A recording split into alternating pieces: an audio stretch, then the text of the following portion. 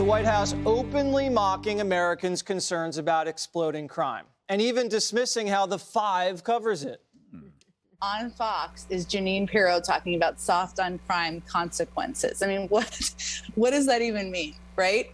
So there's an alternate universe. What I was speaking to was a chyron on Fox News, since you raised it, which suggested this administration is soft on crime with no basis. In the American Rescue Plan, there was additional funding to support local cops programs, something that every single Republican voted against. But earth to the Biden White House. The crime wave ripping across the country is very real, and these stats don't lie. Homicides in major American cities are up 44% compared to 2 years ago.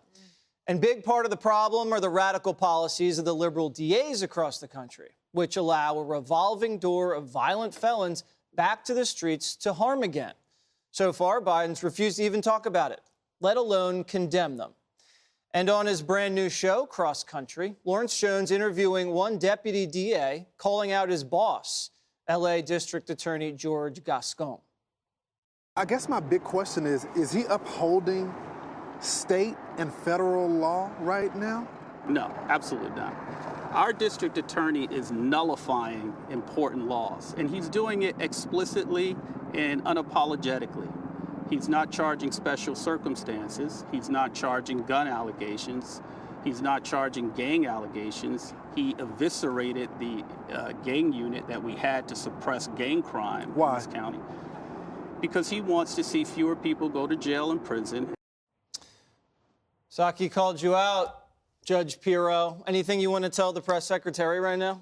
Well, she wants to know why I'm talking about the consequences of soft on crime.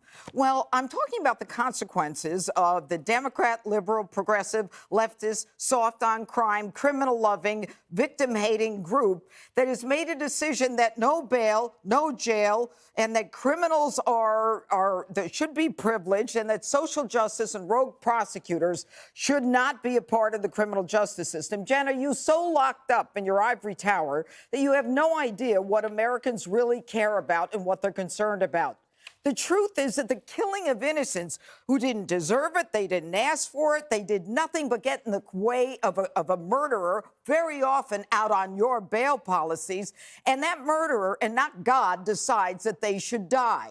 And now you and your ilk refuse to even recognize what you've done. Just as we mentioned, the crime wave from 2019 to 2021 is 44% up in terms of homicides in major American cities. But Joe Biden ignored all this. Joe Biden ignored the looting, the burning, the rioting, and he ignored the burning of a federal courthouse and police precincts. And now he wants to come to New York.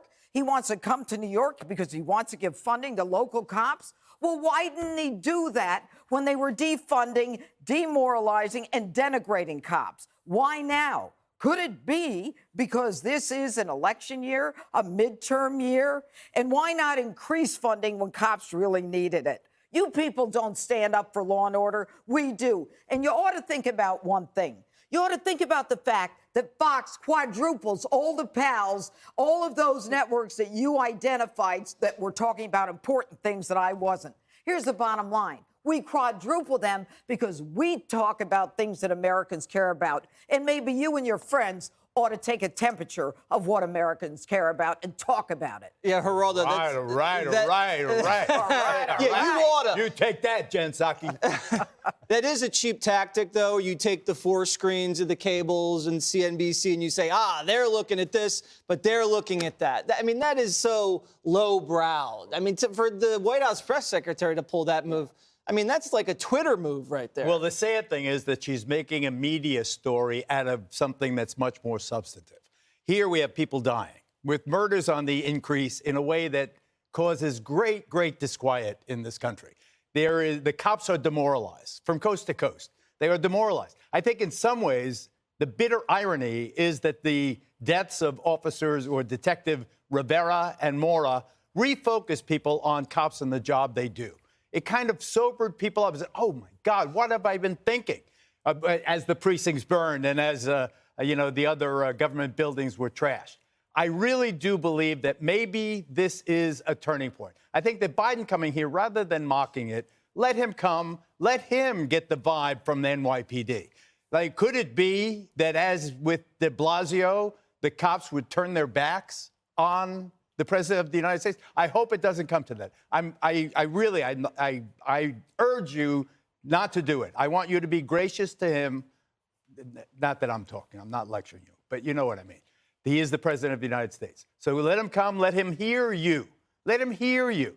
That you cannot have a criminal justice system that does not prosecute with special circumstances. If there are two criminals go into a building, one is a gang member and the other isn't, one has a gun and the other doesn't, those are different crimes. We have to recognize that. We have to understand that we have to punish commensurate with the duty to make the streets safer. That is the biggest, most important job of government, is keeping the citizens safe. Dana, so she's pointing at these screens, and one of the screens has the Ukraine-Russia situation. Not a single American has died there yet. But right now, in Los Angeles, here's a mother who spoke to Lawrence Jones over the weekend. Got let out on bail by the DA over there. Shot her daughter about 22 times. Listen.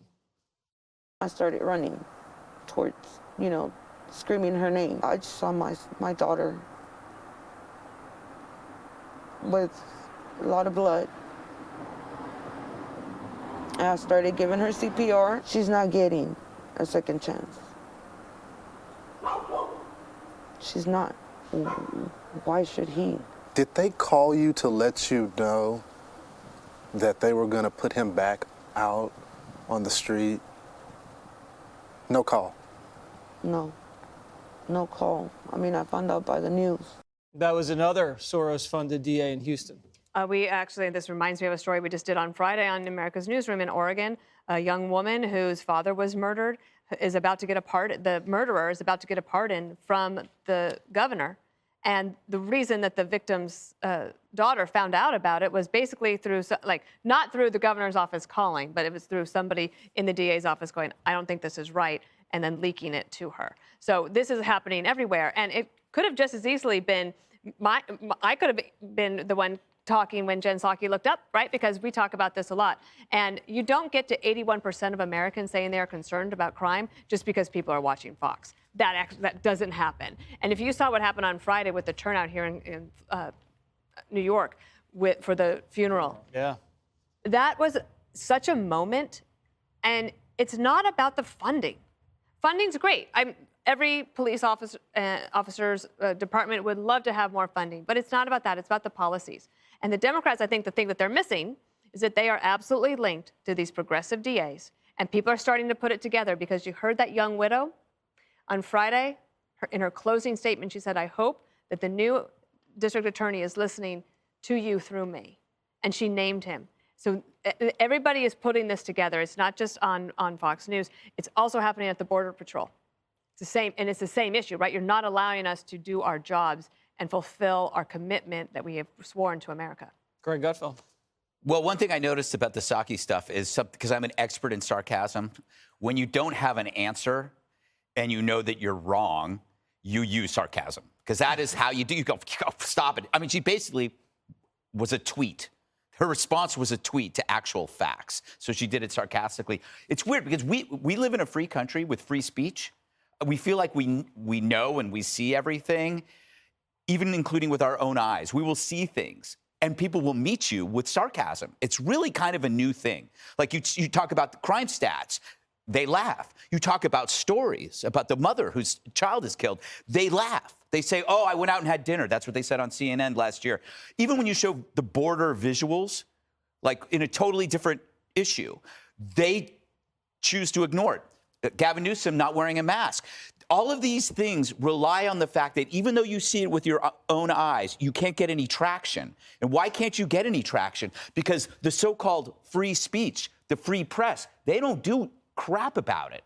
That's their side. So we can sit here in our bubble and talk about this forever, and she could sit in her tiny bubble and laugh at it. And then what they do is, the trick is they turn left-wing politics into context. There are only three variables in that equation about the widow: felon out on bond, victim, murder. That's the three variables. But then what you do is you layer on the context, right? Cash bail is proof of inequality, Only rich people can afford bail, so it's wrong. Long sentences discriminate. COVID is inhumane in prisons. We've got to let him out. Overcrowding is inhumane. So what that does is it creates this so-called context when it's actually just political ideology, and then that allows these felons to get out. And the intellectual talking heads suddenly, like Jen Psaki, forget about these variables. They forget about the victim. They forget about the fiend out on bail because they're so drowned in their context, their fake context. It's just political BS. And it's probably the largest cover your ass strategy because both the politicians and the media know that they were responsible for this new pro-crime climate. And this is their only way out. All right, Jen Psaki, I hope you're watching. Call me. Up next, President Biden's plans for the Supreme Court getting a supreme smackdown from the American people. Hey, Sean Hannity here. Hey, click here to subscribe to Fox News YouTube page and catch our hottest interviews and most compelling analysis. You will not get it anywhere else.